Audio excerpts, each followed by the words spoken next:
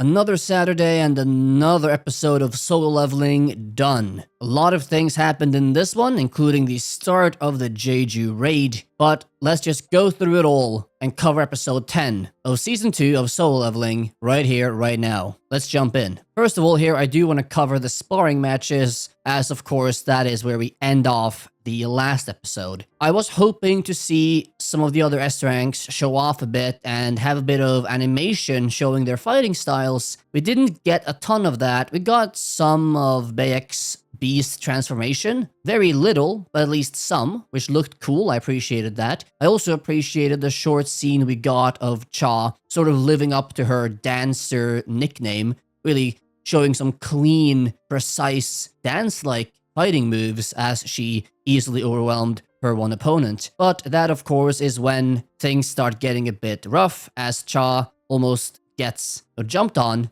but she instantly counters out of instinct, and then this Japanese S-rank goes berserk, apparently. He probably has some personality issues when he gets hit on like that. And Sung, of course, ends up coming in to rescue Cha from being, beaten into a pulp, I assume, which does end with, predictably, as I said last episode, Sung and Goto having their sparring match between themselves. Before they start their sparring match, though, yeah, it did definitely seem like the Japanese S-ranks, they have the upper hand in ability overall. I mean, Cha and Go are probably the only S-ranks that are close, even, to Sung's power level. And while Cha managed to beat one opponent, none of the other Korean S-ranks managed to beat their one-on-ones. But yes, Sung and Goto do get into their sparring match quickly, and, well, of course, in usual Sung fashion, he does just start dodging and weaving, and very quickly the fight becomes more intense, as you can only expect. And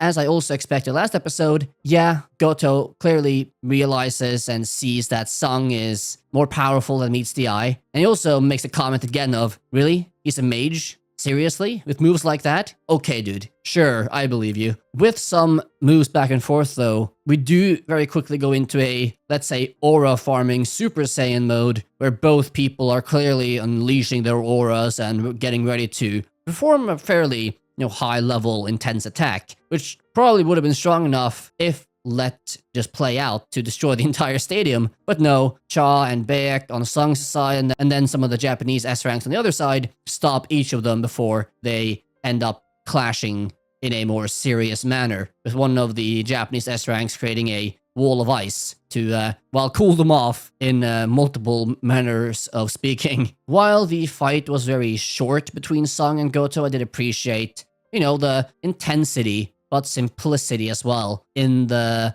sparring fight they showed there. I mean, yeah, I would have maybe liked a bit more intense animation and the fight going on for a bit longer than it did, but I got most of what I wanted out of it. And clearly, everyone seeing, in this case, Sung being very, very strong, being able to fight Goto with someone of his level, being maybe even the strongest S-rank in Asia, at least as far as I know, and barely getting a scratch fighting him. Though, of course, we didn't get to see them fight seriously, but alas, the points still stands. And I assume all of them were quite impressed. I did also get the sense in this sparring match between Goto and Sung that both of them are kind of cut from the same cloth, in terms of both of them sort of wanting to test each other. I mean, Sung clearly viewing this entire thing as a way to gauge the strength of, his allies, both on the Japanese and Korean side. But when these two got into a fight, both of them, after sort of warming up, really wanted to sort of go all out. And as Sung even says, yeah, I didn't just touch your wrist here, but your hand,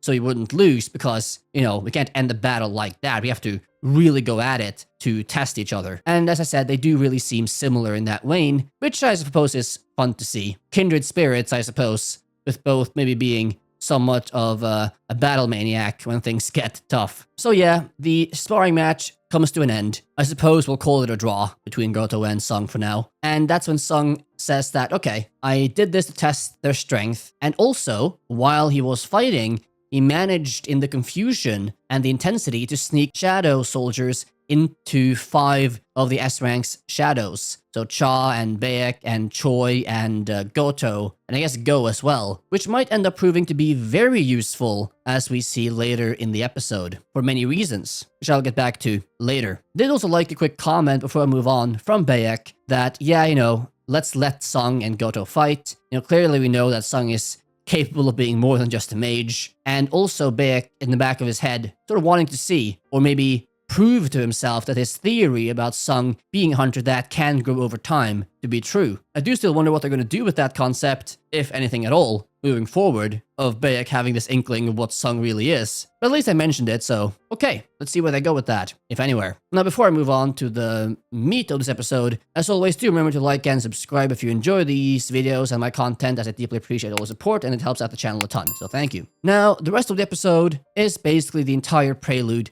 to the raid on Jeju Island. Initially, I expected that, yes, the island raid would start this episode, but only like the last few minutes would really be on the raid, and then we would get into it next episode for the last sort of 3 episodes to have this Jeju Island raid be an arc over that time. But no, they actually jumped straight into the raid almost halfway through the episode and spent the last sort of 10 minutes of the episode doing this prologuing and getting people ready and sort of setting the start properly for the inevitable massive fight that is ahead of them. My initial anticipation was wrong though, because Sung ends up not going. Even after that fight, I initially thought that, okay, he'll maybe go now because he sort of saw these people fight, he saw Goto fight, and maybe he got his fighting spirit renewed. But no, he goes back to his family, with his mom having dinner ready, and again, clearly showing that Sung really deeply appreciates and wants to protect what he has just gotten back. His mother, his family, and that sort of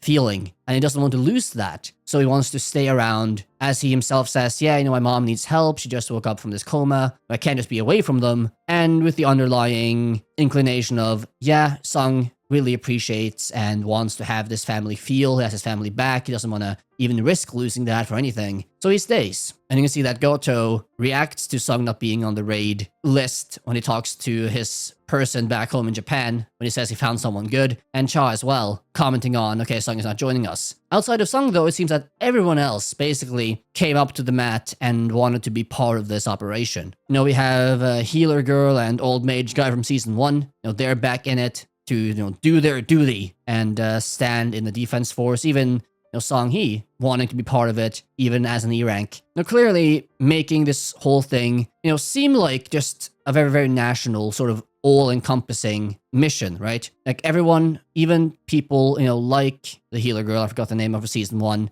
she comes back. Why? Because even though she might hate, what happened to her being a hunter and all the bad memories and whatever damage she has from that, she, as well as everyone else basically, they come back into the fold because, they want to help out. They probably feel a sense of, a sense of duty, sense of obligation. Yeah, I can help. I can do something. So I must do something, no matter the cost, basically. I mean, we do get, a portion of that. Even Min, as expected, does end up joining the raid. We do see, a quick scene of him walking through the city, parks and whatnot, and seeing these kids, playing hunter and monster, and that just underpinning for Min that, yeah, I don't want to be part of this, but I have to be part of this. I have to protect these kids, I have to protect the people, I have the ability to protect others, I must sort of take that duty and obligation seriously and do what I can to protect, this innocence and what have you. And I suspect also Min joining because he wants to protect Beck as well, having, that sort of deep connection and friendship with him from before. And having an S-rank healer aboard, never a bad thing. And that basically marks the start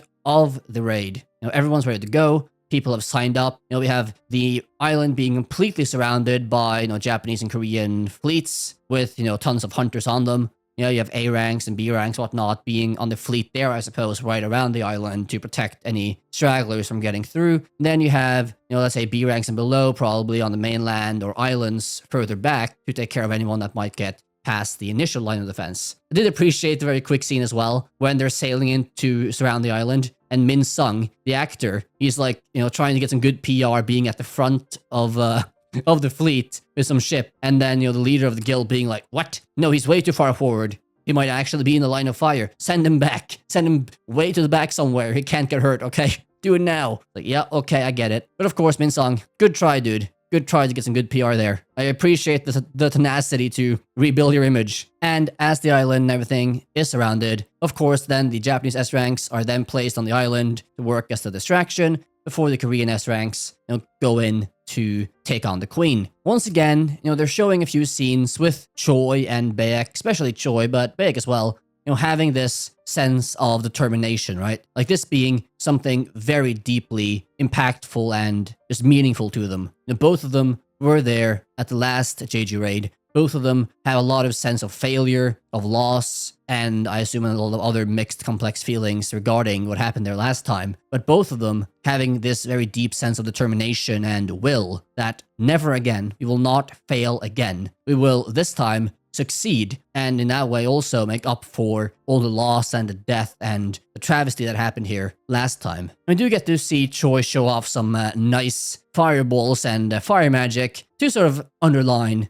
again, his determination, and also sort of his almost serial killer vibes as he, I feel like, smirks and smiles as he annihilates these ants and sends them back to Kingdom Come. As we do see Choi, though, when they get into the nest of the queen, when Choi just randomly shoots out fireballs in every direction into every hole to find which goes deepest, to find the express route to the queen, I got the sense of that maybe Choi here is being reckless in how he is doing things. And maybe they're going to play on that moving into the last arc here of the season, and that Choi might make some mistakes. Because of his issues after the last raid, he might be overzealous. He might, because of that, make some sort of mistake here or there, and that might end up costing him. If they play on that, I think that might be some pretty good narrative if they build that up and then have that have some tragic consequence. So I wouldn't mind seeing something like that happen if they do go that route, as they, at least to me, seem to have hinted at a few times so far. And it would make sense with this character also at this time. But yes, as I mentioned before, Sung does end up staying behind for the reasons priorly mentioned. So how is he, of course, inevitably going to be drawn in here? Because of course, we all know Sung isn't gonna just be back at home and not join the fight at some point. I mean, come on now. He is the main character. Let's not joke ourselves. Now, first I thought, okay, so since he has these soldiers in the shadows of these 5 S ranks, or I guess 4 S ranks, because the 5th one is Go and he's at home, right? But he has the shadows at least with these 4, Godo, Cha, Baek, Choi, etc. I assume he gets real-time reports from his shadows of what's going on around them. So I assume that if he gets word that, things are going to shit, I thought, okay, he's just going to use this newly gotten dragon to fly on over. But then, of course, I remembered, oh, right, he has the ability to switch places now with his shadows. So considering he has those shadows there, not only, I assume, can they play the part of jumping out and protecting one of them, or protecting them if, they risk being hurt or killed, but Sung, of course, can also use them to switch places instantly, so he can probably join the fight, literally anytime he wants. So in that sense, even though Sung isn't there per se, because of his abilities, he can kind of join the fight at a second's notice. And I assume that's probably how he will end up joining the fight. We do also get a very quick scene of Sung, right, as he finishes his daily quest, because of course, can't skimp on those, we know what happens. And then he, says to himself, thinks to himself, well, the raid should be well on its way now, but there are a lot of strong people there, a lot of strong S-rank hunters. They should be able to handle it, right? But you can sort of feel Sung in the back of his head having that slight hesitation or fear of like, shit, what if something happens? Maybe I should be there. Which of course, again, is going to build up to him joining the fight at some point because of course he is. Come on, people. Now, the episode does end in a shocking manner, if I may say so myself, as